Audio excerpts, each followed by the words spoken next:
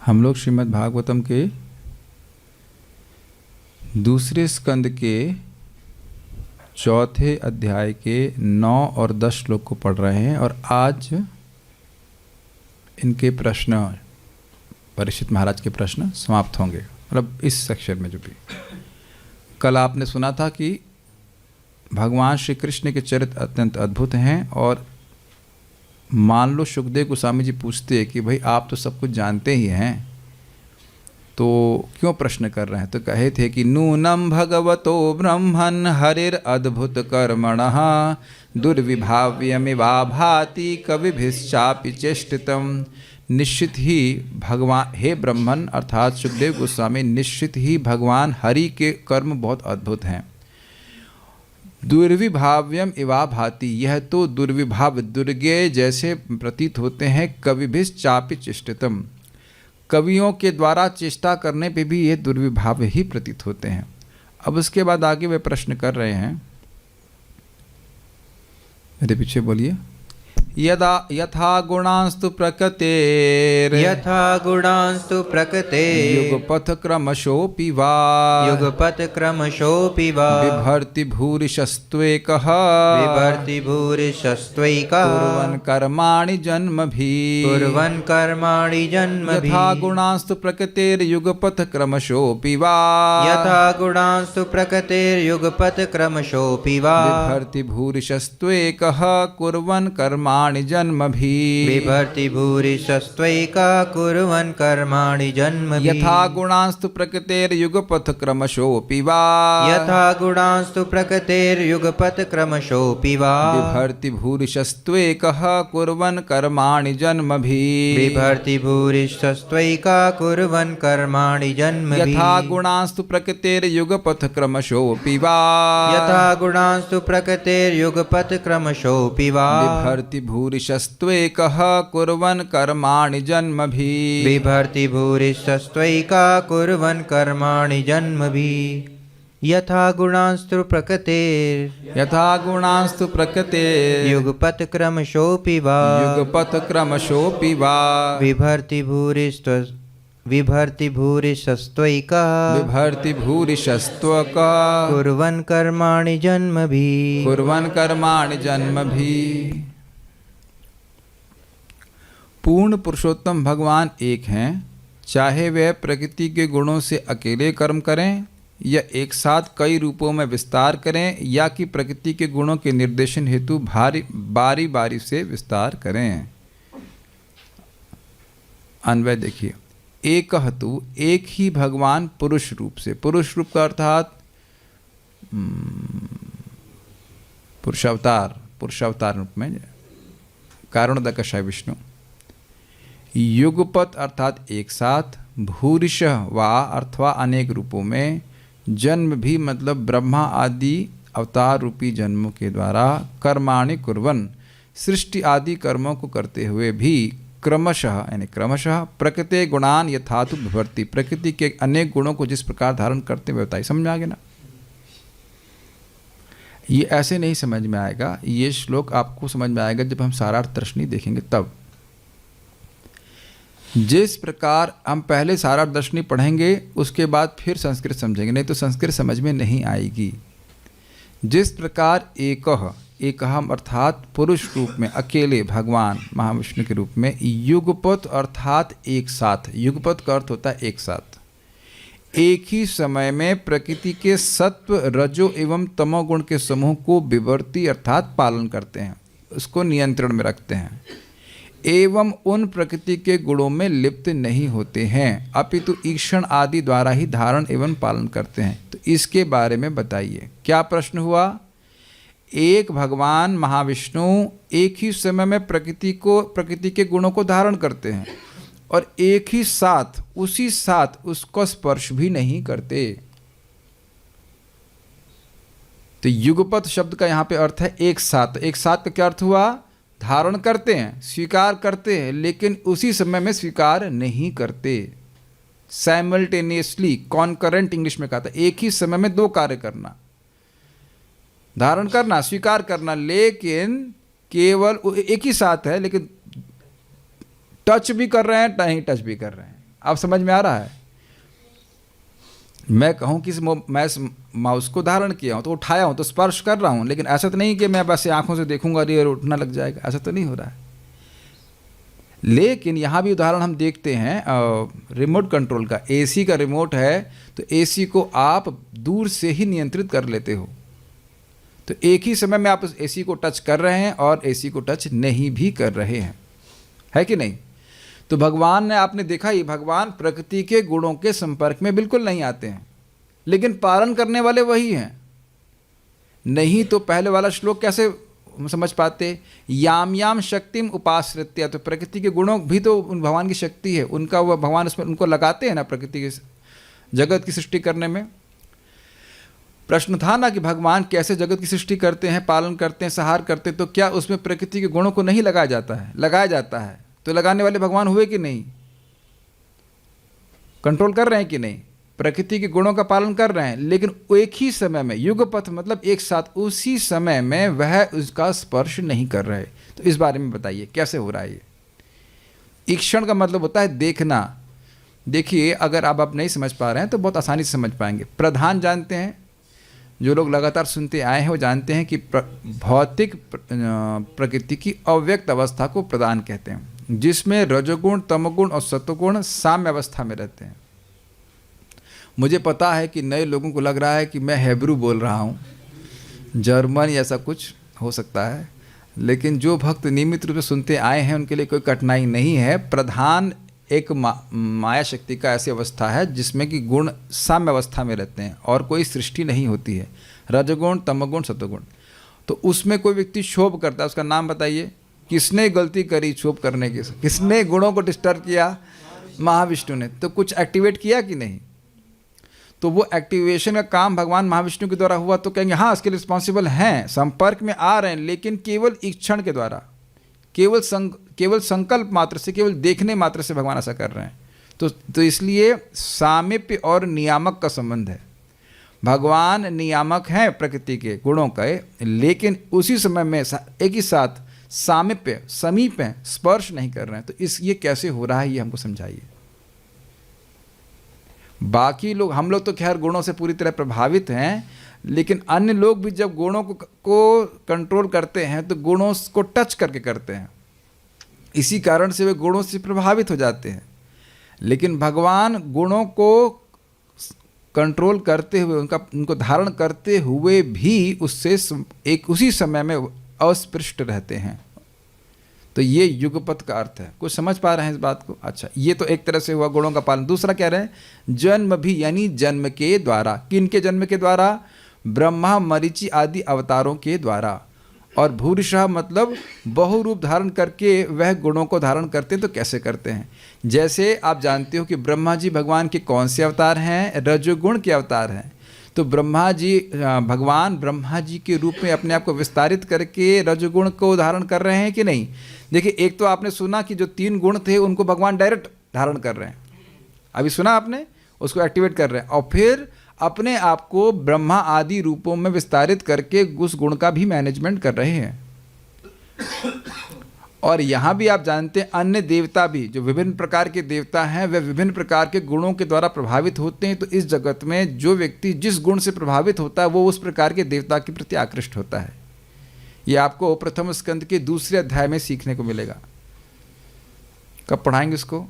अभी हम दूसरा स्कंद पढ़ रहे हैं, पढ़ा चुके हैं, इसलिए क्रम से पढ़ने का फायदा है। प्रथम स्कंद के दूसरे अध्याय में बताया गया है कि जो व्यक्ति, लास्ट के श्लोक में आप देखेंगे कि जैसे वो होते हैं वैसे, जैसे देवता होते हैं वैसे ही उनके उपासक भी होते हैं, और वह उनकी उपासना इस प्रकार से करते हैं। अभी श्लोक मेरे चित्त में नहीं आ रहा है, अभी याद नहीं आ रहा है। तो इसकी एंडिंग इस प्रकार से है कि सत्वतनो नृणाम स्युः, ऐसे करके है।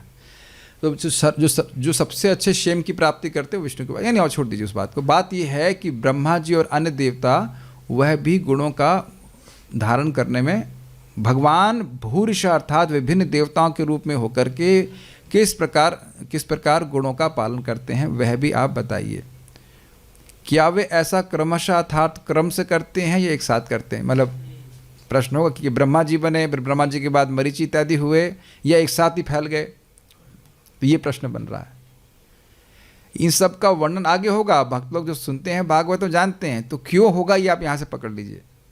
ब्रह्मा जी के रूप में और अन्य देवताओं के रूप में भी भगवान गुणों का पालन करते हैं, धारण करते हैं, तो क्या वो क्रम से करते हैं, एक के बाद एक हो रहा है, या एक साथ हो गया? प्रश्न बन रहा है ना।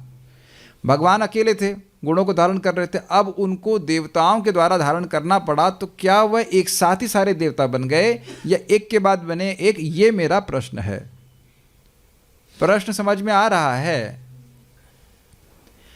प्रश्न ये है कि भगवान तो अकेले गुणों को धारण कर रहे थे, एक साथ गुणों को धारण भी कर रहे थे और उससे स्पर्श भी नहीं कर रहे थे, तो आगे और आगे गुणों को धारण करने के लिए तो क्या वो सारे देवता एक साथ बन जाते हैं या एक के बाद एक देवता आते हैं?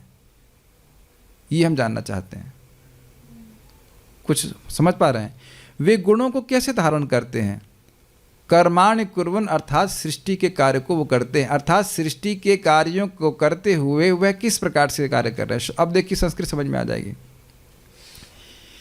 यथा गुणांस्तु प्रकृति, जिस प्रकार से प्रकृति के गुणों को बिभर्ति, बिभर्ति का मतलब धारण करते हैं। बिभर्ति तो एकः, जिस प्रकार से भगवान प्रकृति के गुणों को अकेले ही धारण करते हैं, किस प्रकार से? युगपत, मतलब एक साथ। एक साथ का क्या सीखा आपने? प्रकृति के गुणों को धारण भी करते हैं और ईक्षण आदि के द्वारा करते हैं, अर्थात निर्लिप्त रहते हुए करते हैं। उसके बाद कह रहे हैं क्रमशो अपीवा जन्म भी, तो इस तरह से पकड़ना पड़ेगा। बहुत सारे इधर से उधर क्रॉस कर रहा है। जन्म भी, वा का मतलब अथवा, जन्म भी यानी ब्रह्मा मरीचि आदि अवतारों के द्वारा वह करते हैं इन प्रकृति के गुणों का धारण, लेकिन क्रम से करते हैं कि भूरिशः एक साथ कर देते हैं। कुछ कुछ धारण कर पाए। बहुत बहुत अजीब सा श्लोक है, एकदम सीधा सीधा नहीं दिख रहा है। इसीलिए तो हम फंस गए थे, कहाँ से बात जा रही है समझने में, धारणा, श्लोक की धारणा करने में ही बड़ा कठिन हो रहा था। और ये सब करते हैं क्या है? कुर्वन् कर्माणि, कर्माणि मतलब बहुत सारे कर्मों को। तो ये सृष्टि के संबंध में बहुत सारे को कर्मों को करते हुए भगवान ऐसा करते हैं। तो इस बारे में हम पूछना चाहते हैं। उम्मीद है कि कुछ कुछ श्लोक आपको समझ में आ रहा होगा। जितना मुझे समझ में आया उतना मैंने समझाया। कोई और अच्छा समझा सकता है तो खुली छूट है, हमें कोई आपत्ति नहीं है। बट मेन बात है कि भगवान किस प्रकार से गुणों को एक साथ धारण करते हैं और कैसे देवताओं के रूप में अपने आप को विस्तारित करते हैं, और क्या वो एक के बाद एक करते हैं या एक साथ देवताओं के रूप में विस्तारित करके गुणों को धारण करते हैं। मैं ये भी नहीं पूछूंगा कि समझ में आ गया है, नहीं पूछूंगा, आगे पढ़ रहे हैं, ठीक है? नहीं पूछूंगा, इस बार नहीं पूछूंगा कि समझ में आ गया कि नहीं आ गया, लेकिन मेरे ख्याल से अनुवाद और कुछ कुछ श्लोक समझ में, ये वाला आसान है, इसको पढ़ देखिए। विचिकित्सितम् एतन्मे, विचिकित्सितम् एतन्मे, ब्रवीतु भगवान् यथा, ब्रवीतु भगवान् यथा, शाब्दे ब्रह्मणि निष्णातः, शाब्दे ब्रह्मणि निष्णातः, परस्मिंश्च भवान् खलु, परस्मिंश्च भवान् खलु, विचिकित्सितम् एतन्मे ब्रवीतु भगवान् यथा, विचिकित्सितम् एतन्मे ब्रवीतु भगवान् यथा, शाब्दे ब्रह्मणि निष्णातः परस्मिंश्च भवान् खलु, शाब्दे ब्रह्मणि निष्णातः परस्मिंश्च भवान् खलु, विचिकित्सितम् एतन्मे ब्रवीतु भगवान् यथा, विचिकित्सितम् एतन्मे ब्रवीतु भगवान् यथा, शाब्दे ब्रह्मणि निष्णातः परस्मिंश्च भवान् खलु, शाब्दे ब्रह्मणि निष्णातः परस्मिंश्च भवान् खलु। बड़ा रुचिकर लिंक दिया गया है कि सुखदेव गोस्वामी कहें कि इतनी कठिन कठिन बातें हैं। आप ही ने कहा कि कवियों के द्वारा भी भगवान की सृष्टि लीला दुर्विभाव है, तो आपको यह कैसे विश्वास है कि मैं बोलूँगा? बड़ा सुंदर लिंक। आपको ये कैसे विश्वास है कि हम बोल देंगे? तो अपने विश्वास को यहाँ पे प्रस्तुत कर रहे हैं। ओके, क्यों वह सुखदेव गोस्वामी से पूछना चाहते हैं। कृपया इन सारे संशयप्रद प्रश्नों का निवारण कर दे। संशय समझ में आ रहा है कि एक साथ कर रहे हैं, एक साथ सृष्टि कर रहे हैं या एक एक बात कर रहे हैं, इस संशय में आ रहे हैं। कृपया इन सारे संशयप्रद यानी संशय प्रदान करने वाले प्रश्नों का निवारण कर दें, क्योंकि आप न केवल वैदिक साहित्य के परम विद्वान एवं अध्यात्म में आत्मसिद्ध हैं, अपितु आप भगवान के महान भक्त हैं, अतएव आप भगवान के ही समान हैं। ओके, अभी समझ में आएगा। अन्वय देखिए, भगवान यानी आप, भगवान यथा भगवान के महान भक्त हैं, अतएव आप भगवान के ही समान हैं। इसका अर्थ क्या है? देखिए, बिना भगवान की भक्ति किए कोई भगवान को बिल्कुल नहीं समझ सकता है। तो ये महाभागवत हैं, इनके हृदय में भगवान ज्ञान प्रकाशित करते हैं। तो इसलिए कह रहे हैं भगवान यथा, मानो भगवान से ही पूछ रहा होता, उतना मैं आप पर विश्वास कर रहा हूँ। Does that make sense? कोई जीव भगवान नहीं हो सकता है, लेकिन शुद्ध भक्त होने के कारण मेरे प्रश्नों का निवारण आप वैसे ही कर सकते हैं जैसे कि भगवान करते। और हमने सुना है कि भगवान से सुनना या उन्हीं के प्रामाणिक प्रतिनिधि से सुनने में कोई भेद नहीं है। ठीक, और खलु मतलब वास्तव में इसमें कोई संदेह नहीं है। अच्छा, शाब्दे ब्रह्मणि, ब्रह्म का यहाँ पे क्या अर्थ है? वेद। शाब्दे ब्रह्मणि मतलब वेद। शाब्दे ब्रह्मणि च, शब्द ब्रह्म अर्थात वेद में तथा परस्मिन पर ब्रह्म के अनुभव में निष्णातः पूर्णतः पारंगत है। किस चीज़ में पारंगत हैं? वेद के ज्ञान में पारंगत हैं और भगवान के अनुभव में भी पारंगत हैं, साक्षात अनुभव में भी पारंगत हैं। एक तो वेद का उनको दिव्य ज्ञान है और साथ साथ उसका विज्ञान, उसका रियलाइजेशन भी आपको है। ये दो गुण हैं। कौन से गुण हैं बताइए? शब्द ब्रह्म, वेद के जो कंक्लूजन उसका सारा आपको पता है, और दूसरा भगवान का अनुभव है। यही गुरु की योग्यता होती है। क्या श्लोक है? बहुत सारे श्लोक अपने गायब हो जा रहे हैं। अरे ये तो शाब्द ब्रह्म पर तो यही लिखा हुआ है, 11th कैंटो में है ना क्या? हाँ, शाब्दे परे च निष्णातम ब्रह्मणि च उपशमाश्रय। तो तस्माद् गुरुम प्रपद्येता जिज्ञासु श्रेय स उत्तमम शाब्दे परे च निष्णातम ब्रह्मणि उपशमाश्रय। व्यक्ति को जब दिखने लग जाए कि जगत में केवल दुख ही है, तस्मात् इसलिए व्यक्ति को गुरु के पास जाना चाहिए। तस्मात् गुरुम प्रपद्येता, केवल जाना नहीं चाहिए, शरण में जाना चाहिए, गुरु की शरण में जाना चाहिए।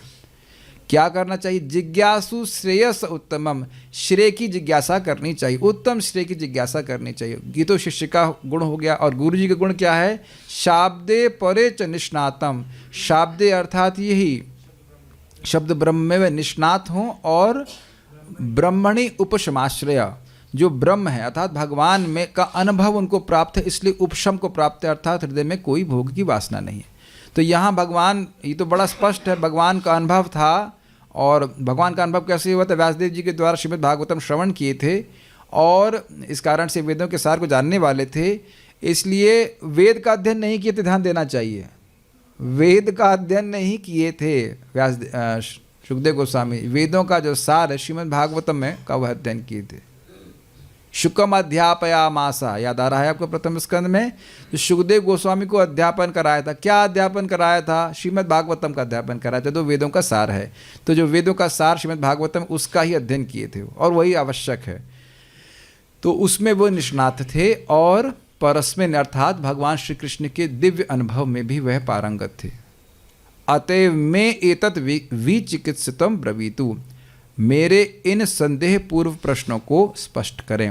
विचिकित्सम का अर्थ मतलब संदिग्ध, मेरी संदेह को दूर करें। विचिकित्सितम एतन में, मेरे इन संदेहप्रद प्रश्नों को ब्रवीतु, इनका उत्तर दीजिए। भगवान यथा, मेरा ऐसा विश्वास है कि मानो आप भगवान के ही समान हैं, आप क्योंकि भगवान के शुद्ध भक्त हैं। ऐसा क्यों कह रहे हो? शाब्दे ब्रह्मणि निष्णात, आप शब्द ब्रह्म यानी वेद ब्रह्म में निष्णात हैं। सॉरी, वेद ब्रह्म नहीं, वेद में, वेद के कंक्लूजन में, वेद के सार में निष्णात यानी पारंगत हैं। और परस्मिंश्च, परस्मिन मतलब भगवान की दिव्य अनुभव में भी आप इस प्रकार से पारंगत हैं। भगवान खलु का मतलब निश्चित ही आप ऐसे हैं। तो एक स्पष्ट बात है कि गुरु में विश्वास है तभी व्यक्ति ज्ञान को प्राप्त कर सकता है। सारा दर्शनी देखिए, विचिकित्सम अर्थात संदिग्ध, संदिग्ध मतलब संदेह उनको शुकदेव गोस्वामी पे नहीं है। अगर गुरु जी भी संदेह है तो फिर कैसे सीखेगा बताओ? संदेह होने में कोई दिक्कत नहीं, लेकिन संदेह बने रहने में दिक्कत है। और आप देखेंगे कि जैसे जैसे भक्ति में प्रगति कर रहे हैं कुछ ना कुछ संदेह बना ही रहता है, और ये बहुत अच्छा है। समझ पा रहे हैं मेरी बात? ये सही है कि वो सही है, शास्त्र में ये सही है कि वो सही है, इसी को जिज्ञासा कहते हैं। Do you agree with that? ये चीज़ ठीक है कि वो चीज़ ठीक है? ये हमेशा ये बना ही रहता है। ये चैतन्य महाप्रभु ने सनातन गोस्वामी को कहा, सनातन गोस्वामी ने प्रश्न किया कि आमे केने आमे जारा तापत्र, मैं कौन हूँ, मुझे 3 ताप क्यों सता रहे हैं? तो अब ऐसा नहीं है कि सनातन गोस्वामी को ये पता नहीं है, लेकिन महाप्रभु कह रहे हैं कि दृढ़ लागी, दृढ़ता के लिए साधु पूछते हैं भगवान के बारे में, वो सुनने के लिए अत्यंत उत्सुक रहते हैं। The eagerness of devotees to hear about unlimited is unlimited. भगवान के भक्तों का, शुद्ध भक्तों का भगवान के बारे में सुनने की आग्रह असीमित होता है, उसे सुख मिलता है, तो इसलिए बार बार पूछते रहते हैं।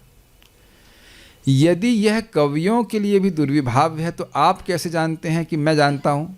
मानो सुखदेव गोस्वामी पूछें, यही लिंक है, आप कैसे जान रहे हैं कि मैं बता पाऊंगा? मानो यदि सुखदेव गोस्वामी ऐसे वचन कहें तो इसके उत्तर में राजा कहते हैं कि जिस प्रकार भगवान कृष्ण जानते हैं उसी प्रकार आप उनके भक्त भी जानते हैं। ये अर्थ है। क्यों? क्योंकि जितना जानना एक शिष्य के लिए आवश्यक है भगवान श्री कृष्ण महान प्रामाणिक गुरु के हृदय में प्रकाशित करते हैं। लेकिन देखिए, इसका अर्थ यह नहीं है कि वो अपने मन से बोलेंगे। आप ब्रह्मणि अर्थात वेदों को समझने और परस्मिन अर्थात कृष्णानुभूति में निष्णात अर्थात दक्ष हैं। बड़ा स्पष्ट समझ में आ रहा है।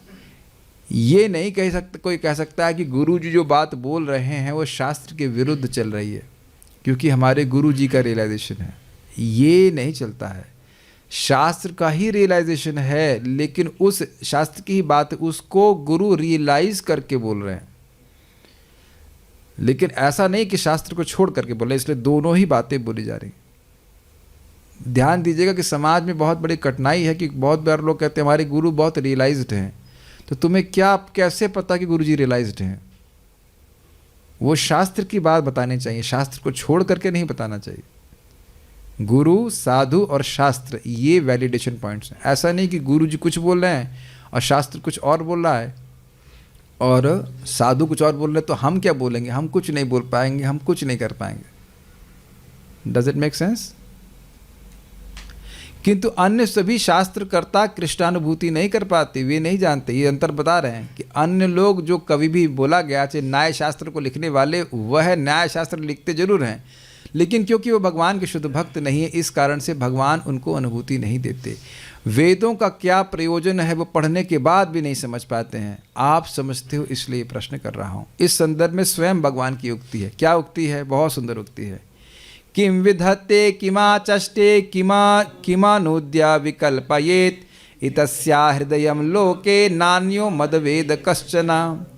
सारे जगत में मेरे अतिरिक्त अन्य कोई वैदिक ज्ञान के गुह्य उद्देश्य को नहीं समझता।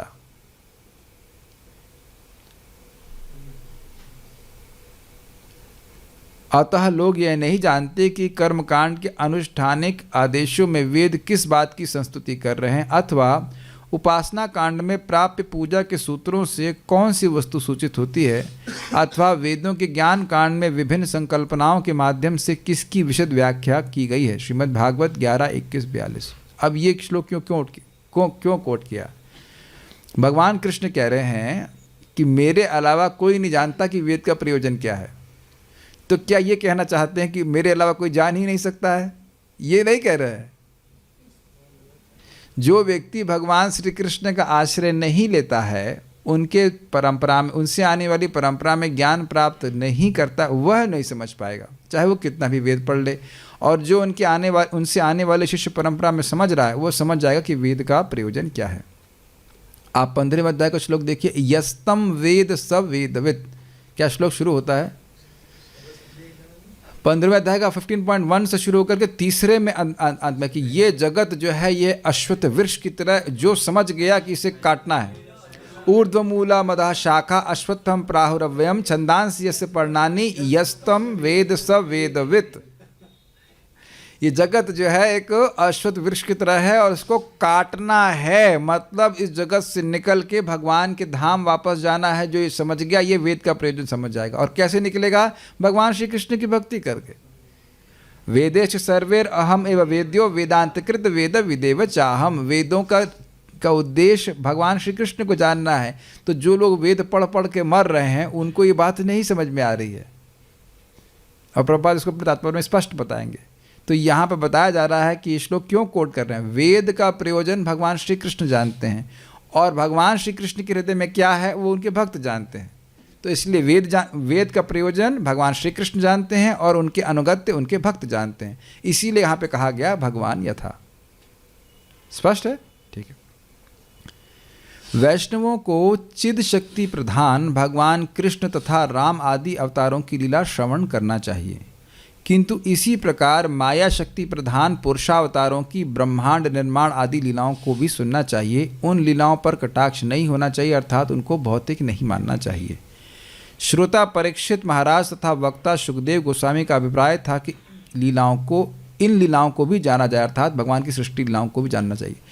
परीक्षित महाराज महाभागवत हैं और सुखदेव गोस्वामी भी महाभागवत हैं, फिर भी इस सृष्टि लीला को पढ़ने के लिए, श्रवण करने के लिए अत्यंत उत्सुक हैं। भगवान के ऐश्वर्य को भी सुनना चाहते हैं भक्त लोग। तो इसलिए वहाँ पे कोई व्यक्ति को आलस नहीं करना चाहिए कि हम सीधे दशम स्कंद पढ़ेंगे। स्पष्ट है? तात्पर्य प्रभुपाद जी का पढ़ते हैं। ब्रह्म संहिता में कहा गया है कि परम सत्य गोविंद यद्यपि अद्वितीय हैं, तथापि वे अपने को अच्युत भाव से असंख्य रूपों में प्रकट करते हैं, जो एक दूसरे से अभिन्न होते हैं। और यद्यपि वे आदि पुरुष हैं, तो भी वे सदैव युवा प्रतीत होते हैं और स्थायी तरुण शक्ति से युक्त रहते हैं। वेदों का अध्यात्म ज्ञान जान लेने मात्र से ही उन्हें नहीं जाना जा सकता, किंतु उनके शुद्ध भक्त उन्हें सरलता से अनुभव कर पाते हैं। क्या श्लोक है बताइए?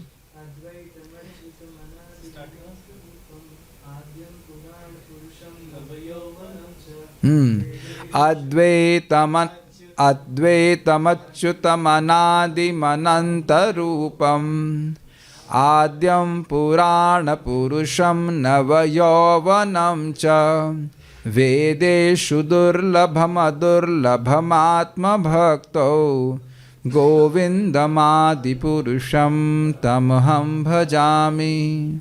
अद्वैतम अच्युतम अनादि अनंत रूपम। अद्वैत भगवान के विभिन्न रूप उनसे अलग नहीं हैं। अब इस पे देखिए बहुत रुचिकर बात है। इसको अगर आप डिटेल में पढ़ना चाहते हैं तो 1328 पढ़िएगा, उस पर 3-4 दिन चर्चा हुई थी प्रथम स्कंद पे। कृष्णस्तु भगवान स्वयं। देखिए मैं यहाँ पे 25-30 भक्त हमारे सामने हैं, कुछ जूम पे हैं, उन लोग को क्लास दे रहा हूँ, तो मैं आपसे अलग हूँ। इसमें तो यस बोलने की ज़रूरत नहीं है, अंडरस्टूड है। लेकिन भगवान के पास ये क्षमता है कि एक ही समय में अपने को विस्तारित कर सकते हैं, और वो सभी एक ही हैं। और हम लोगों को भी आप देखेंगे विभिन्न, हम लोग अपने अगर शरीर को कहा जाए विभिन्न शरीरों को प्रस्तुत कर रहे हैं, लेकिन एक ही समय में नहीं कर रहे हैं। इस समय अपना मैं कौमार रूप प्रस्तुत नहीं कर सकता, 5 साल वाला, इज इट नॉट? या वृद्धावस्था का रूप नहीं कर सकते हैं। यानी कि एक समय में हम एक रूप प्रस्तुत कर सकते हैं, लेकिन भगवान का इतना दिव्य स्वभाव है, अचिंत स्वभाव है कि एक ही समय में विस्तारित कर लेते, एक ही समय में, और वो सारे रूप अभिन्न होते हैं। इसीलिए कहा जा रहा है अद्वैतम अच्युतम अनादि अनंत रूपम। अद्वैतम वो रूप अलग अलग नहीं है, देख रहे हैं अलग अलग, लेकिन वो वही भगवान है। मत्स्य वराह कूर्म आदि भगवान के अलग, वो अलग व्यक्ति नहीं, वही व्यक्ति हैं, अपने आप को विस्तारित कर रहे हैं। और वो रिफ्लेक्शन नहीं है, वो माया की सृष्टि नहीं है। तो एक तो बात ये हुई अद्वैतम अच्युतम अनादि। अनादि मतलब उनकी कोई शुरुआत नहीं है, उन रूप, वो सारे रूप शाश्वत हैं और अनंत रूप में भगवान विस्तारित करते हैं। उसके बाद क्या बोल रहे हैं? आद्यम अनादि, यानी उनकी कोई शुरुआत नहीं है, लेकिन आदि वो सबकी शुरुआत है। आद्यम तो वृद्ध हो गए होंगे। अनादि क्या समझ? अद्वैतम अच्युतम अनादिम अनंत रूपम आद्यम पुराण पुरुषम। पुराण पुरुषम बहुत पुराने हैं, जरूर बूढ़ा हो गया होगा। कुछ लोग कहते हैं भगवान बूढ़ा हो गया, अभी है लेकिन बूढ़ा हो गया। कहते ना ना, नव यौवनम च। देख रहे हैं कितने कॉन्ट्राडिक्टरी क्वालिटीज भगवान में मैच करती हैं पुराण पुरुष लेकिन नव यौवन। कोई मिला आज तक ऐसा आपको? ये 90 साल की जवान, कोई बोलेगा? क्या कोई ऐसा कह सकता है कि 90 साल में, I don't expect any jokes in between, 90 साल के कोई व्यक्ति को आप बोल सकते हो कि क्या वो युवक है? एक चीज आपने गीता में जरूर सुनी थी, पुराण की व्याख्या थी। आत्मा के लिए पुराण कहा गया था। पुराना होते हुए भी नया जैसा लगता है, लेकिन बिना परिवर्तन किए।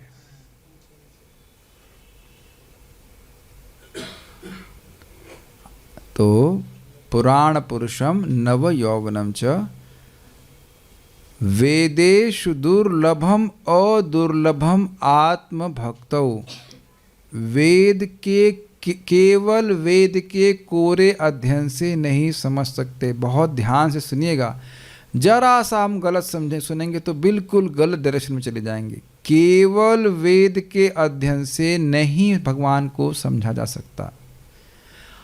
वेद छानता रहेगा, भक्तों का आश्रय नहीं लेगा तो भगवान उसके लिए दुर्लभ हैं, नहीं मिलने वाले। वेदेषु दुर्लभ, वेदेषु दुर्लभम अदुर्लभम आत्म भक्तो। लेकिन अपने भक्त के लिए वे अदुर्लभ हैं। Krishna is not far God, Krishna is close God. क्या सुना था आपने? स्वत एव सिद्धा, क्या श्लोक शुरू किया था? किस प्रकार से? एवं स्वचित्ते स्वत एव सिद्धा आत्मा प्रियार्थो भगवान अनंतः तम निर्वृतो नियतार्थो भजेता। आगे वाला भूल रहे हैं, लेकिन काफ़ी चीज़ें क्लियर हो गई, काफ़ी चीज़ें क्लियर हो गई। ठीक है, तो आप समझ रहे हैं कि खुद ही भगवान चित्त में विद्यमान है और उनसे प्रेम है। तो ये सब बात प्रेम, सहज प्रेम, उनकी सेवा करके जीव सुखी हो सकता है। देखिए, लेकिन ये क्या बोला जा रहा है, ध्यान से सुनिएगा। वेद के कोरे अध्ययन से, भगवान के भक्तों की शरणागति स्वीकार किए बिना केवल वेद पढ़ेगा तो नहीं समझ पाएगा। ये नहीं कहा जा रहा है कि वैदिक ज्ञान के बिना समझाएगा। वैदिक ज्ञान के बिना भगवान को समझा नहीं जा सकता। Does that make sense? वैदिक ज्ञान के बिना भगवान को समझा नहीं जा सकता। माया मुग्ध जीव नाही स्वतः कृष्ण ज्ञान, जीवेर कृपा कैल कृष्ण वेद पुराण। माया से मुक्त जीव भगवान की को नहीं समझ सकता अपने आप से, इसलिए जीवों पे कृपा करने के लिए भगवान ने वेद पुराण की रचना करी है। लेकिन भक्तों के अनुगत्य में, भक्तों के अनुगत्य में नहीं होगा तो कुछ वो तो ये प्रश्न कर देगा, वेद में भगवान का नाम कहाँ है? कहो तुमने कली संतरण उपनिषद नहीं पढ़ा?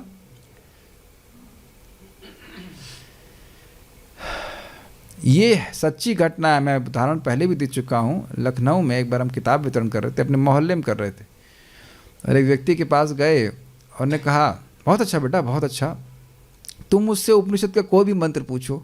हमने कहा आपको हरे कृष्ण मंत्र पता है? ना, वो तो नहीं पता। Just see.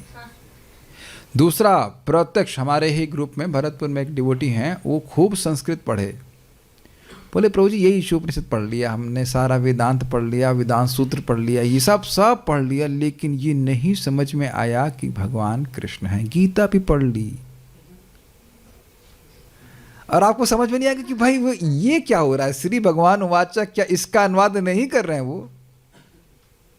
आप विश्वास करेंगे ऐसा हो सकता है? ऐसा हो नहीं सकता। लेकिन एकदम उन्होंने सत्यापित किया कि हम संस्कृत खूब पढ़ लिए, भगवत गीता पढ़ ली और वेदांत पढ़ लिया और न्याय वाय ईशोपनिषद सब पढ़ लिया, लेकिन यह नहीं पता था कि कृष्ण भगवान। एकदम प्रत्यक्ष बात है। It is happening, it is happening, it is only happening. यही सही हो रहा है। तो अब स्वाभाविक सी बात है, ऐसा क्यों हो रहा है? क्योंकि टीचर को भी नहीं पता है कि कृष्ण भगवान है। तो उसको क्यों नहीं पता है? क्योंकि उसके टीचर को भी नहीं पता है कि कृष्ण भगवान है। एक श्लोक नहीं समझ सकते। प्रभुपाद जी से व्यक्ति बोला मैं 45 मिनट में पूरी गीता पढ़ सकता हूं। तो प्रभुपाद ने कहा क्या तुम 45 मिनट के लिए गीता जी सकते हो? ये बहुत आश्चर्य की बात है। इंग्लिश में कहा जाता है both of us read Bible day and night, you read black and I read white. सुना आपने? तो परंपरा में ज्ञान प्राप्त नहीं करेगा तो गीता नहीं समझ सकता। प्रभुपाद उदाहरण क्या देते हैं? बोतल वाला उदाहरण दे रहे हैं। बोतल का ढक्कन बंद कीजिए, चाटते रहिए। आप लोगों ने अनुभव किया होगा, हम तो खूब अनुभव किए हैं कि हमारे रूम पे एक हनी की बोतल है, तो हनी को स्वाभाविक से चींटियाँ आएंगी तो क्या करते हैं, दरवाजा वो उसका ढक्कन बंद कर देते हैं, तो वो घूमती रहती है, लेकिन कुछ मिलता नहीं उनको। उसी प्रकार से जो परंपरा में ज्ञान प्राप्त नहीं करेगा उसको वेदों का कंक्लूजन बिल्कुल नहीं समझ में आएगा। इतना आसान नहीं है कि भाई वेद का कंक्लूजन है भगवान की भक्ति करना, यहाँ पक्का पकाया मार मिल रहा है तो इसलिए हाँ ठीक है। तो नहीं भाई, ये बहुत कठिन बात है। लोग कई जन्मों में इसको लेकर नहीं समझ पाएंगे। It's a wonderful knowledge which has been given to us. ठीक है, तो यहाँ पे अब ये बात प्रभुपाद जी ने कोट क्यों करी, क्यों, उसकी व्याख्या करें। भगवान ये था, मानो भगवान ही बताते वेद का सार क्या है, तो उसी प्रकार से आप भगवान के महान भक्त हो, इस कारण से मैं आप भगवान की बात जानते हो, हमको समझा पाओगे, इसलिए हमको विश्वास है। ठीक, भगवान के विभिन्न रूपों के सारे विस्तार, जैसे श्री कृष्ण से बलदेव, बलदेव से संकर्षण, संकर्षण से वासुदेव, वासुदेव से अनिरुद्ध, अनिरुद्ध से प्रद्युम्न तथा प्रद्युम्न से पुनः द्वितीय संकर्षण और उनसे नारायण पुरुषावतार तथा अन्य असंख्य रूप जो नदी की असंख्य तरंगों की भांति निरंतर प्रवाहित होते रहते हैं, वे सब एक हैं। इसी की व्याख्या भी मैंने करी आपको।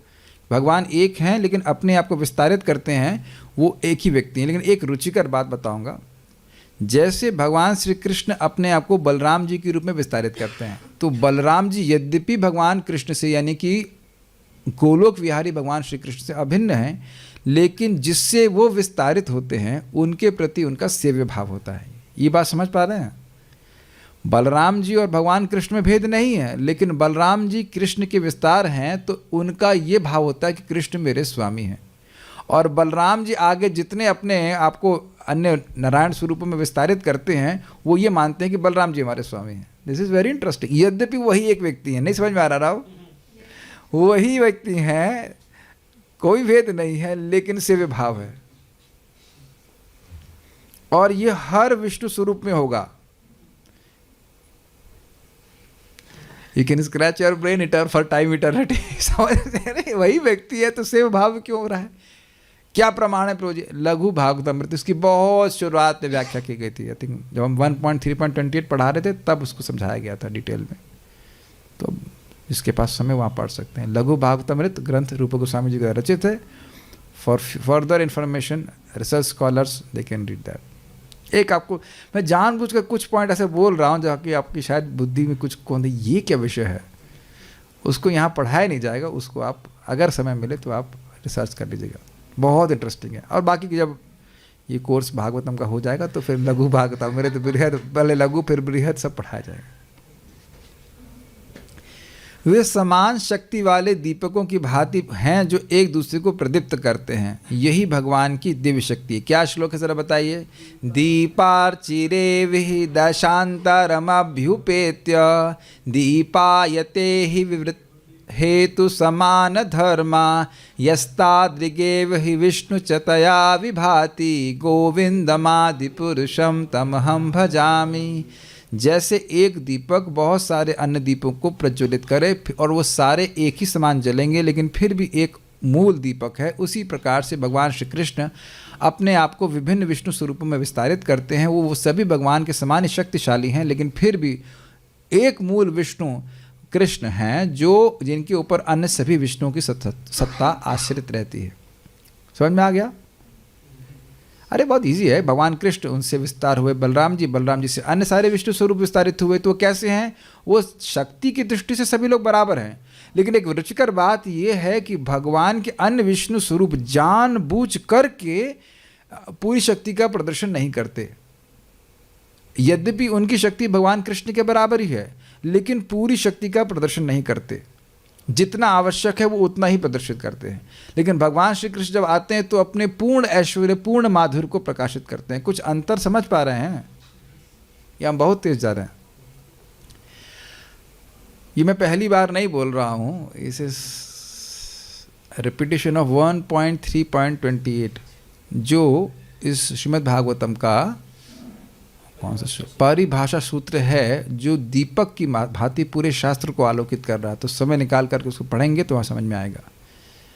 भगवान श्री कृष्ण के जितने भी रूप हैं वह भगवान के समान ही शक्तिशाली हैं, जो विष्णु तत्व हैं, लेकिन वह जानबूझ करके पूर्ण शक्ति को प्रस्तुत नहीं करते, जितनी आवश्यक है उतनी प्रस्तुत करते हैं। अब जो भक्त शुरुआत से सुनते हैं उनके लिए एकदम आसान होगा कि मैं क्या बोल रहा हूँ। प्रथम स्कंद 3 अध्याय में विभिन्न अवतारों का वर्णन हुआ था, वहाँ पे स्वांश विस्तारों की बात हुई थी और विभिन्न अंश अवतारों की बात हो रही थी, शक्तिया वैश अवतारों की बात हुई थी, तो उसको वहाँ पे आपको ग्रहण करना होगा। लेकिन यहाँ जो बात बोली जा रही है कि भगवान के जितने विभिन्न स्वांश हैं, विष्णु तत्व जो हैं, वह भगवान के समान शक्तिशाली हैं, और उसके बाद भी एक मूल विष्णु कौन है? भगवान श्री कृष्ण है। वेदों का कथन है कि वे इतने पूर्ण हैं कि यद्यपि संपूर्ण सत्ता जगत उनसे उद्भूत होती है, फिर भी वे ज्यों के त्यों पूर्ण बने रहते हैं। पूर्णस्य पूर्णमादाय पूर्णमेवावशिष्यते। ये श्लोक मुझे याद नहीं, जरा हेल्प कीजिए। ओम पूर्णमिदम ओम पूर्णमदः पूर्णमिदम पूर्ण, बोलो बोलो, मेरे को पता नहीं, को माइक पे बोलो, माइक पे बताइए। ये श्लोक हमको याद नहीं, किसी को याद नहीं है। ओम पूर्णमदः पूर्णमिदं पूर्णात् पूर्णमुदच्यते पूर्णस्य पूर्णमादाय पूर्णमेवावशिष्यते। क्या सार है? 1 - 1 = 1 एंड 1 + 1 = 1। भगवान से सब कुछ जगत आता है, इसका अर्थ ये नहीं कि भगवान खाली हो गए और भगवान में सब कुछ प्रवेश कर जाता है, तो इसका अर्थ यह नहीं कि भगवान बढ़ गए या कुछ ऐसा हो गया, वो ऐसे ही रहते हैं। इसकी व्याख्या हम नहीं करेंगे, बस ये भगवान की अचिंत्य शक्ति है। महाराज इस पर एक व्यंग करते हैं। भुवनेश्वर में क्लास दे रहे थे परम पूज्य राधा गोविंद महाराज, तो कह रहे थे कि देखो, क्या कोई यहाँ का मंत्री कह सकता है कि भुवनेश्वर में बहुत कचरा हो गया है तो मैं इसको अपने अंदर में ले लेता हूँ? ये संभव नहीं है। लेकिन देखिए, संहार के समय भगवान यही करते हैं। क्या ये आश्चर्यजनक नहीं है? आप बताओ, ऐसा आप कोई मानोगे कि ये जितना भी कचरा है वो कोई मंत्री या ऐसे मुंह बाए और सब खा जाए इसको? ऐसा नहीं होता है। लेकिन भगवान पूरे ब्रह्मांडों को ही ले जाते हैं, सांस लेते हैं और अंदर चले जाते हैं। तो क्या ये आश्चर्यजनक नहीं है? इसलिए इस बारे में जानना चाहते हैं। अतएव ज्ञानियों के द्वारा बनाई गई भगवान की भौतिक अवधारणा की कोई वैधता नहीं है। मतलब जो बेटा तुम सोच रहे हो अपने ज्ञान से, वो भगवान से नीचे ही रह जाएगा, वो अधोक्षज हैं। इस तरह वे भगवान संसारी विद्वान के लिए सदैव रहस्य बने रहते हैं, भले ही वह वैदिक साहित्य में कितना ही पंडित क्यों ना हो। वेदेषु दुर्लभम अधुर्लभम आत्मभक्तो। अगर आप ध्यान से सुन रहे हैं तो आपने देखा कि चक्रवर्ती पाद की टीका में स्पष्ट किया गया कि वह लोग वेद पढ़ते हैं लेकिन उनको भगवान की अनुभूति नहीं है। इसी बात की प्रभुपाद व्याख्या कर रहे हैं कि यहाँ ज्ञानी लोग भगवान के बारे में बहुत कुछ बात बोलते हैं, लेकिन क्योंकि वो भगवान के भक्त नहीं, इसलिए भगवान की कोई अनुभूति नहीं है। अब भक्त को अनुभूति क्यों है? क्योंकि भगवान वह अनुभूति उसको देते हैं। क्यों देते हैं? क्योंकि उसके पास भक्ति है। देखिए, जो अभक्त है वो कभी नहीं समझ सकता कि भक्तों को नाम उच्चारण करके क्या सुख मिलता है। जो शुद्ध भक्त है उनको तो वही सुख मिलता है जो भगवान श्री कृष्ण सामने होते तो वैसा सुख मिलता, क्योंकि कृष्ण पूर्ण वपुषे नमो नमः। This can not be understood by वैदिक स्टडी, सिंपली बाय वैदिक study. Does that make sense? Simply शब्द बोल रहा हूँ, बिना भक्ति के केवल संस्कृत के ज्ञान के द्वारा वेद का भाव नहीं समझ में आता, ये बात बोली जा रही। ठीक है। अतएव भगवान संसारी विद्वान पंडितों दार्शनिकों या विज्ञानियों की धारणा से सर्वथा परे हैं। मुझे याद है कि हम लोग एक जगह प्रवचन करने के लिए गए थे, एक्चुअली बस पार्टी में गए थे, तो अनपरा में एक पंडित जी बैठे हुए थे, कहते गीता है लेकिन गीता से भी परे कुछ है। अब आप बताइए, भगवान वहाँ स्पष्ट कह रहे हैं कि ज्ञानम तेहम स विज्ञानम इदम वक्ष्याम अशेषतः यज ज्ञात्वा न नेह भूयो अन्यज ज्ञातव्यम अवशिष्यते। मैं ज्ञान विज्ञान से युक्त तुमको ये भगवद गीता का ज्ञान दे रहा हूँ। 7वें अध्याय का 3रा श्लोक है, और इसको जानने के बाद कुछ बाकी नहीं रहेगा। ये पंडित जी भगवान से बड़े होकर कहते हैं हाँ गीता है लेकिन गीता से भी परे कुछ है। उसके बाद 18वें अध्याय में बोलते सर्व गुह्यतमं भूय, मैं फिर से तुमको सबसे गुह्य ज्ञान दे रहा हूँ, लेकिन ये गुह्य ज्ञान पंडित जी को नहीं समझ में आ रहा। और जब मैंने वहाँ पे जो ऑर्गेनाइजर थे उनको बोला इसका मतलब है गीता उन्होंने पढ़ी नहीं है बिल्कुल, तो क्या आप बहुत अहंकार में हैं। हमारे रिश्तेदार थे, को सबको बोल दिया, लेकिन हमने कहा ये अहंकार नहीं है, ये सिंपल फैक्ट है। भगवत गीता जो पढ़ा है वो कभी नहीं कहेगा कि भगवत गीता से ऊपर कोई ग्रंथ है। श्रीमद् भागवतम में जो भगवत गीता के सिद्धांत हम सीखते हैं उन्हीं का मतलब उसको एक्सपैंड किया है, कोई नई बात नहीं कही जा रही है। जो वेदांत, देखो सीधी बात समझो आप, वेदांत सूत्र में 5 टॉपिक हैं, क्या हैं? नहीं, एक मिनट, सॉरी, भगवत गीता में 5 टॉपिक है। क्या टॉपिक है? भगवान, जीव, प्रकृति, काल और कर्म। वेदांत सूत्र में क्या टॉपिक है? भगवान, जीव, प्रकृति, काल और कर्म। और श्रीमद् भागवतम किसकी कमेंट्री है? वेदांत सूत्र की। तो श्रीमद् भागवतम के क्या टॉपिक होने चाहिए? मूलतः भगवान, जीव, प्रकृति, काल और कर्म। तो विषय अलग नहीं है, उसको और विस्तार में समझाया जा रहा है, बस ये बात है। प्रभुपाद जी का तात्पर्य इस श्लोक से अभिन्न है कि नहीं? अभिन्न है, तो बहुत बड़ा है, और ये तो श्लोक छोटा सा है, तो श्लोक की ही बात को प्रभुपाद समझा रहे हैं कि नहीं? सिंपल सी बात है। तो भगवत गीता और भागवत में भेद नहीं देखना चाहिए, हम लोग पहले भी प्रभुपाद जी के तात्पर्य में सुन चुके हैं। तो जो कोई कह रहा है कि भगवत गीता से परे भी कोई ग्रंथ है, उसकी दिमाग अपर है उसका दिमाग बहुत ही समझ नहीं पा रहा है, इस बात एकदम नहीं समझ रहा है भगवत गीता को, तभी ऐसे बोल रहा है। विशुद्ध भक्त द्वारा सहज गम्य है, क्योंकि भगवत गीता 18.54 में से कहते हैं, क्या कहते हैं? ब्रह्म भूतः प्रसन्नात्मा न शोचति न कांक्षति समः सर्वेषु भूतेषु मद भक्तिम लभते पराम। इसमें वैसा बोलते हैं, भगवान घोषित करते हैं कि जब कोई ज्ञान की अवस्था को पार करके भगवान की भक्ति में लीन हो जाता है, तभी वह भगवान के वास्तविक स्वभाव को समझ सकता है। ब्रह्मभूत अवस्था में दिव्य ज्ञान की अनुभूति हो जाती है, और इस कारण से व्यक्ति क्या करता है? प्रसन्नात्मा, वह प्रसन्न हो जाता है। प्रसन्न का एक और अर्थ लिया गया है, शुद्ध हो जाता है। दोनों अर्थ हैं। न शोचती न कांक्षती, न वो किसी चीज़ के लिए शोक करता है, न किसी चीज़ के लिए आकांक्षा करता है, बल्कि सभी जीवों के प्रति सम होते हुए कि सभी उनके भगवान के अंश हैं, वह भगवान की पराभक्ति को प्राप्त करता है, दिव्य भक्ति को, प्रेम भक्ति को प्राप्त करता है। जो प्रेम भक्ति को प्राप्त करेगा उसको भगवान का अनुभव प्राप्त होगा। बहुत स्पीड में जा रहा हूँ या अंडरस्टूड है? I think I am discussing among a learned assembly of devotees. जब तक कोई भगवान की भक्ति में प्रवृत्त नहीं होता, तब तक उसे भगवान या उनके पवित्र नाम, रूप, लक्षण, लीलाओं आदि के विषय में कोई स्पष्ट धारणा नहीं बनती। क्या प्रमाण है? अतः श्री कृष्ण नामादि न भवेद ग्राह्यम इंद्रिय सेवोन्मुख जीवादौ स्वयमेव स्फुरत अधा। क्योंकि भगवान का संबंध में जो कुछ भी वह दिव्य है, तो जब तक व्यक्ति अपनी इंद्रियों से भगवान की सेवा नहीं करता है, भगवान का ज्ञान उसको प्रकट नहीं होता। ये समझ लीजिएगा कि दुनिया में बहुत सारे लोग ऐसे ही हैं जो ये मान रहे हैं कि आप बेवकूफ़ हैं, जो सुबह उठ करके हरे कृष्ण कृष्ण कृष्ण हरे हरे, हरे राम राम राम, हरे कुछ काम करो, कुछ करो, ये क्या हरे कृष्ण का? लेकिन कृष्ण से भजे से बड़ा चतुर भगवान श्री कृष्ण ही इस बात का अनुमोदन करते हैं कि देखो ये देह किसी काम का नहीं है, 2 कौड़ी का भी देह नहीं, इसीलिए तो पूरा पूरा फूंक देते हैं, जो बच जाता है वो कछुए खाते हैं। Do you know that? जब जला देते हैं तो पूरा नहीं जलता, नाभि आदि जलती नहीं, तो नाभि को कछुए खाते हैं, नदी में फेंक देते हैं उसको,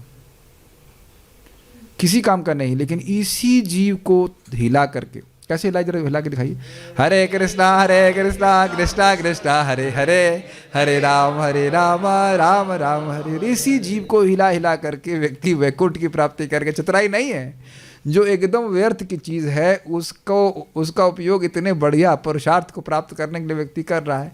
तो ये तो भक्तों को पता है, दुनिया में सभी जानते हैं ना, हरे कृष्ण मंत्र के द्वारा हम वैकुंठ की प्राप्ति कर लेंगे। नहीं जानते, ना तो जानते हैं, ना विश्वास करते, ना करते हैं। और जितना जितना भक्त करता जाता है उतना इसके हृदय में और ये ज्ञान प्रकाशित हो जाता है। भगवत गीता का यह कथन कि सर्वप्रथम मनुष्य अन्य सारी व्यस्तताओं से मुक्त होकर भगवान की शरण में जाए, यह बताता है कि मनुष्य को भगवान का शुद्ध मुक्त भक्त होना चाहिए, तभी वह भक्ति के बल पर उन्हें जान सकता है। पिछले श्लोक में महाराज परीक्षित ने स्वीकार किया कि भगवान बड़े से बड़े विद्वानों के लिए भी अचिंत्य हैं। दुर्विभाव्यम कविभिश्च चेष्टितम, चेष्टा करने भी कवियों के द्वारा उनकी लीला समझ में नहीं आती। तो वे सुखदेव गोस्वामी से अपने इस अपर्याप्त ज्ञान को स्पष्ट करने का अनुरोध क्यों करते हैं? स्पष्ट है भाई, जब कवियों को समझ में नहीं आता तो फिर सुखदेव गोस्वामी कैसे समझ में आएगा? इसका कारण स्पष्ट है। सुखदेव गोस्वामी न केवल वैदिक साहित्य में प्रकांड विद्वान थे, अपितु वे महान स्वरूप सिद्ध पुरुष और भगवान के शक्ति संपन्न भक्त भी थे। भूरि तेजस विप्रर्षे भूरि तेजस, सूत गोस्वामी जी प्रथम स्कंद में बोले मेरे गुरुदेव अर्थात सुखदेव गोस्वामी कैसे थे? विप्रर्षे, विप्र ब्राह्मणों में ऋषि, और उसके बाद भूरि तेज, बहुत तेजस्वी थे, बहुत तेजस्वी थे। और उसके बारे में आप सुन ही चुकी हो कि पैदा होते ही वह जंगल में भाग गए, कोई अपेक्षा जगत में नहीं थी, किसी वस्तु की उनको आकांक्षा नहीं थी। ऐसे भगवान सुखदेव गोस्वामी थे। भगवत कृपा से भगवान का शक्तिशाली भक्त भगवान से भी बढ़कर होता है। यहाँ पे प्रपात व्याख्या कर रहे हैं भगवान यथा की। भगवान श्री रामचंद्र हिंद महासागर पर सेतु बनाकर लंका द्वीप पहुँचने का प्रयास कर रहे थे, किंतु उनके अनन्य भक्त श्री हनुमान जी छलांग मारकर उस सागर को पार कर गए। भगवान ही ऐसा करते हैं। देखो भगवान को पुल बांधना पड़ा, लेकिन हनुमान जी देखो, हनुमान जी तो छलांग मार गए, तो वह कैसे मार गए? भगवान की शक्ति से। और भगवान को ये बहुत अच्छा लगता है कि उनके भक्तों को उनसे अधिक यश प्राप्त हो। इसीलिए भगवान गीता में बोले हैं ना कि तुम निमित्त बनो यशो लभस्व, निमित्त मात्रम भव सव्यसाची यशो लभस्व, तुम मेरे निमित्त बनो, इनको तो मैं पहले ही मार चुका हूँ, लेकिन तुम यश प्राप्त करो। तो ये प्रचार आंदोलन में प्रचार हो चुका है, किन किन लोगों को हरे कृष्ण मंत्र मिलना है, कौन कौन भगवान के पास जाएंगे, वो पहले डिसाइड हो गया है, कर दिया है महाप्रभु ने, केवल हमने कुछ प्रयास करना है। ये समझने का प्रयास कीजिए। मैं कई बार से कहा करता हूँ कि जैसे भगवान कृष्ण पहले डिसाइड कर चुके थे कौन कौन किसको किसको मारेगा युद्ध में, क्या कहते हैं उसको, युद्ध फिक्सिंग युद्ध की फिक्स क्या होता है, ये इसको मारेगा, उसको मारेगा, ये यहाँ मारेगा, वो मारेगा, और सबको शक्ति देने वाले थे। लेकिन फिर भी अर्जुन को यश मिला कि हाँ इनकी वजह से युद्ध जीता गया। तो भगवान को बहुत अच्छा लगता है। यहाँ पे देखते हैं कि पिताजी को बड़ी प्रसन्नता होती जब बच्चा उनसे भी आगे निकल जाए। आगे कोई निकल नहीं सकता है, लेकिन भगवान को अच्छा लगता है अपने भक्तों को यश देने में। ठीक है, भगवान अपने भक्तों के ऊपर इतने दयालु रहते हैं कि वे अपने प्रिय भक्तों को अपने से बढ़कर प्रस्तुत करते हैं। भगवान ने दुर्वासा मुनि की रक्षा करने में अपनी असमर्थता व्यक्त कर दी थी। यद्यपि दुर्वासा मुनि इतने शक्तिशाली थे कि भौतिक दशाओं में ही भगवान के पास सीधे पहुंच गए, लेकिन दुर्वासा मुनि की रक्षा की तो एक भगवत भक्त अर्थात भगवान महाराज अम्बरीश ने। अतएव भगवत भक्त न केवल भगवान से अधिक शक्तिशाली होता है, अपितु भक्त की पूजा भी भगवान की प्रत्यक्ष पूजा से अधिक प्रभावशाली मानी जाती है। मद भक्त पूजा अभ्यधिका, इसका बहुत अर्थ समझ लीजिए, स्पष्ट है। जो लोग दुर्वासा मुनि के प्रसंग को जानते हैं वो जानते हैं कि भगवान विष्णु के पास गए थे दुर्वासा मुनि अम्बरीश महाराज का अपराध करने के बाद, लेकिन भगवान ने कहा कि नहीं, मैं आपको क्षमा नहीं कर सकता। क्षमा अगर आपको मांगनी है तो अम्बरीश महाराज से मांगी। तो ऐसा लग रहा है, क्या बोल रहे हैं, अहम भक्त पराधीनो न ही स्वतंत्र ही न स्वतंत्र ही द्विज, अहम भक्त पराधीनो न स्वतंत्र ही द्विज, ऐसे करके है कि हे द्विज, हे ब्राह्मण, मैं भक्त के पराधीन हूँ, मैं स्वतंत्र नहीं हूँ, मैं आप पे स्वतंत्र रूप से कृपा नहीं करूँगा। ये भगवान का देखिए स्वभाव ही है कि सीधे अपनी कृपा नहीं देते, वो डीलर्स के द्वारा ही देते हैं। भगवान श्री कृष्ण अपने भक्तों के द्वारा ही कृपा देते हैं। इसकी व्याख्या अगर आपने सुननी है तो आपको 1.2.6 की व्याख्या सुननी पड़ेगी। अहेतु की अप्रतिहता ये नात्मा सुप्रसिद्धि। जो लोग अधिक रिसर्च करना चाहते हैं उसको पढ़ लीजिएगा। भगवान श्री कृष्ण की कृपा भक्तों की कृपा के पीछे ही चलती है। तो यदि आप किसी को पुस्तक देते हैं तब उसे भगवान की कृपा प्राप्त होगी। आप किसी को भगवान का प्रसाद दोगे तो उसे भगवान की कृपा आपके माध्यम से मिलेगी। यदि मैं नहीं करूँगा तो मैं ब्लॉक कर रहा हूँ। भगवान अनादिकाल से चुप ही बैठे हैं, कुछ नहीं बोल रहे। जब कोई भक्त आकर के बताता है, हमें चेताता है, तब जाकर के भगवान और फिर व्यक्ति भक्ति करने लग जाता है, तब जाकर के भगवान हृदय का ज्ञान प्रकाशित करते हैं। नहीं तो चुप ही बैठे रहते हैं। 5000 साल हो गया है भगवान को आए, चुप ही बैठे हुए हैं। उन जन्मों को काउंट कर लीजिए जब तक हम ले चुके हैं। कुछ रिलेट कर पा रहे हैं?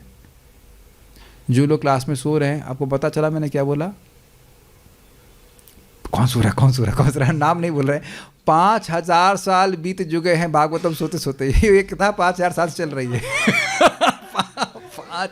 गलत कह रहे हैं, 5000 साल से है ना भागवत, और लग रहा है कि हम पिछले जन्म में भी सो रहे थे और इस जन्म में भी सो ही रहे। एनीवेज 5000 साल से भागवतम है ना, भगवान कृष्ण भी थे, तो हम क्या कर रहे हैं? तो उससे सोचना होगा ना। ये बात क्यों बोलने लग गया था मैं, कहाँ से आ गया? नहीं, कुछ कारण से बोल रहा था मैं, कुछ कारण से बोल रहा था। भगवान के भक्तों की कृपा हमको नहीं मिल पाई 5000 साल से, मिनिमम 5000 साल से। उसके पहले की तो हम बात नहीं कर रहे हैं। उसके पहले की बात आप सोचने लग जाएंगे तो घबराहट होने लग जाएगी। चलिए थोड़ा सोचने का प्रयास कीजिए। ब्रह्मा जी की इस दिन की शुरुआत से, now you start thinking, Brahma ji के इस दिन की शुरुआत से कितना समय बीत गया? 6 मनवंतर प्लस 7वां चल रहा है, और भगवान कुछ नहीं बोले हमको, जो मन में आया करते रहो। इस बीच में कितने ग्रहों में भ्रमण करके आ गए होंगे? See point is seems to be very simple. भक्तों की कृपा हुई है तो हम कुछ समझ पा रहे हैं, हाँ जीवन का लक्ष्य क्या है। It's not cheap.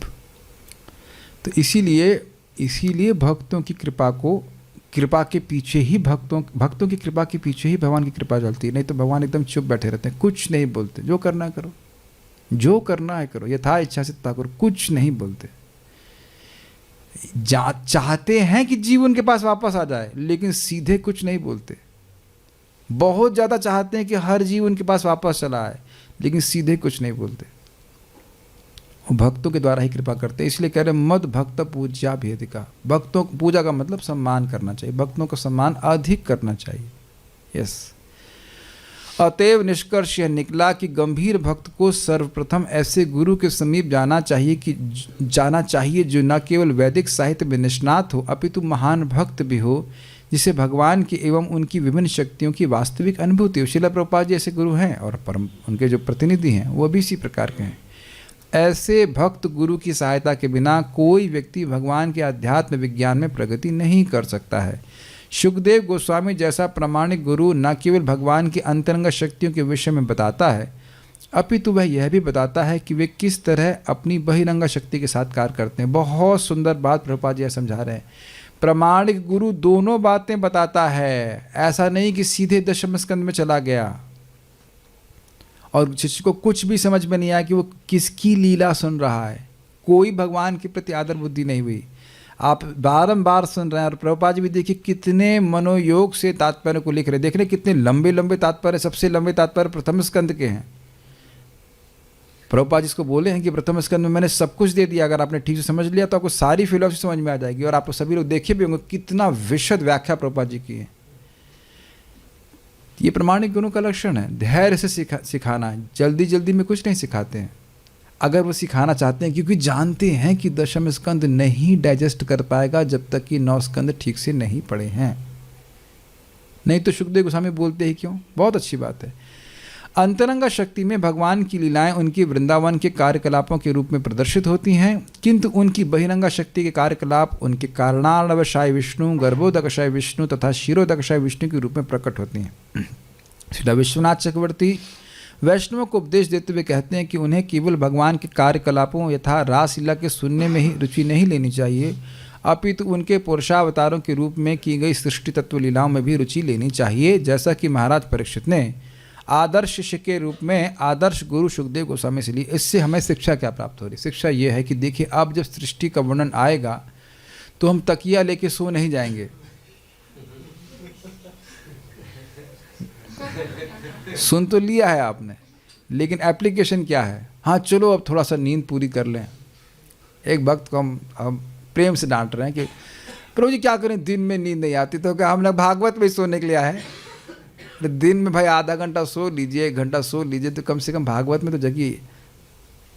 आप कभी बताइए किसी से बात कर रहे हो, अब ये ट्राई करना, वो सोना चालू करते तो कैसे बात कंटिन्यू करेंगे? मैं तो अब मेरा पित्त बैलेंस हो बोल के आ जाता हूँ। अब क्रोध करने से क्या होगा? क्रोध करने से कुछ नहीं होगा। देखिए, एक बात समझने का प्रयास कीजिए। अब आगे की जो क्लासेस होंगी उसमें भी सृष्टि के बारे में बहुत बातें होंगी। यदि हम नींद से ही संघर्ष करेंगे तो समझावट कैसी होगी? थोड़ा प्लीज़ इस विज्ञान को समझिए। बुद्धि से, प्राण से हमारी कर्मेंद्रियां नियमित होती हैं, समझ में आ रहा है? और बुद्धि से हमारी ज्ञान इंद्रियां नियमित होती हैं। बुद्धि का एक फंक्शन है स्लीप। तो यदि नींद पूरी किए बिना क्लास में आएंगे, अच्छी बात है, आइए। और हम जीवन में सोच सकते हैं ठीक है, अच्छा है, आ तो रहा है, बैठ तो रहा है, कम से कम रही है, रहा है, जो भी आप ले लीजिए। लेकिन ज्ञान इंद्रियां काम नहीं करेंगी। जैसे मान लीजिए इस प्रवचन में बीच बीच में लाइट ऑफ होती रहे, 1 सेकंड के लिए, 2 सेकंड के लिए, फिर आ जाए, फिर 2 सेकंड के लिए ऑफ हो जाए, फिर चालू हो जाए, तो आप लोगों को समझने में दिक्कत आएगी नहीं? उसी प्रकार से सो गए तो कान ऑफ हो जाता है। ऐसे ही पूरा टाइम चलता रहेगा तो प्रवचन कैसे समझेंगे? और इतना तो कठोर नहीं बोला जा रहा है कि बिना खाए बिना पिए 7 दिन तक कथा सुननी है। तो आप थोड़ा सा अपने से मैनेजमेंट कर लीजिए कि कुछ इस प्रकार से रहें कि कुछ समझ में आए, ठीक है?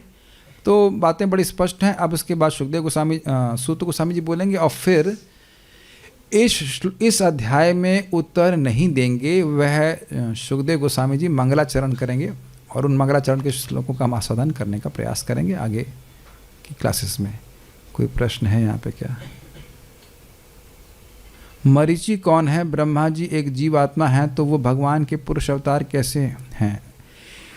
ये नहीं कहा गया कि ब्रह्मा जी भगवान के पुरुषावतार हैं। अब क्या बताऊं मैं, कैसे सहायता करूं? पुरुषावतार कौन होते हैं, ब्रह्मा जी कौन है, मरीचि हैं, उसके लिए आपको मेहनत करनी पड़ेगी। वैसे तो जैसे यहाँ पे आएगा मैं व्याख्या करने का प्रयास करूंगा, आज नहीं करूंगा। बिना मेहनत किए भागवतम नहीं समझ में आएगी। हमको पता है कि F=ma का कितना विस्तार होता है। जो लोग IIT की तैयारी कर रहे हैं, नहीं तो कर लीजिए एक बार, केवल F=ma इस फॉर्मूले का कितना विस्तार है, कितना उस पर हम लोग कितना दिमाग लगाएं वो मैं जानता हूँ। और तब जाकर के कुछ मैकेनिक्स ये सब समझ में आता है। इतनी मेहनत करते हैं और आप सोचिए कि मैं एक हलवे की तरह कथा को सुना दूंगा, ऐसा संभव नहीं। स्पेशली सेकंड कैंटो में कहानी नहीं है। इनकेस कोई कहानी सुनना चाहते हैं तो मैं कोई कहानी नहीं सुनाऊंगा। इसमें कोई कहानी नहीं है, इसमें खूब तत्व है। अच्छे से समझेंगे तो रुचिकर भी लगेगा। और नींद की गोली की तरह लेना चाहते हैं तो वह भी आपका स्वागत है। लेकिन एक बात हम बहुत अच्छे से समझ रहे हैं, ये तो अब मुझे एकदम शीशे की तरह दिख रहा है कि क्रम से एक एक श्लोक को समझें, प्रश्नों को समझें, तो बहुत अच्छी पकड़ श्रीमद् भागवतम पे हो रही है। तो ये हमारा निवेदन है कि इस जैसे से मैं पढ़ता जा रहा हूँ वैसे आप लोग समझने का प्रयास कीजिए। कुछ कुछ प्रश्न कुछ याद हुए, भगवान कैसे अपनी माया को, हम अभी जब पारायण करेंगे तो मैं याद दिला दूंगा। तो रोज़ हम पारायण करते रहेंगे, प्रश्न पे ध्यान रखेंगे कि क्या क्या प्रश्न किए गए हैं। आप वापस से उनको पढ़िएगा, समझिएगा तो समझ में आएगा, ठीक है? ब्रह्मा जी एक जीव हैं, ब्रह्मा जी भगवान नहीं है। इसकी व्याख्या मैं अभी और नहीं करूँगा, आगे और क्लियर हो जाएगा आगे के श्लोकों में। ओके, धैर्य से शास्त्र सुनिए। Everything can not be answered in one class. Okay, so will stop here. Shrimad Bhagavatam की जय, श्रील प्रभुपाद की जय, निताई गौर प्रेमानंद।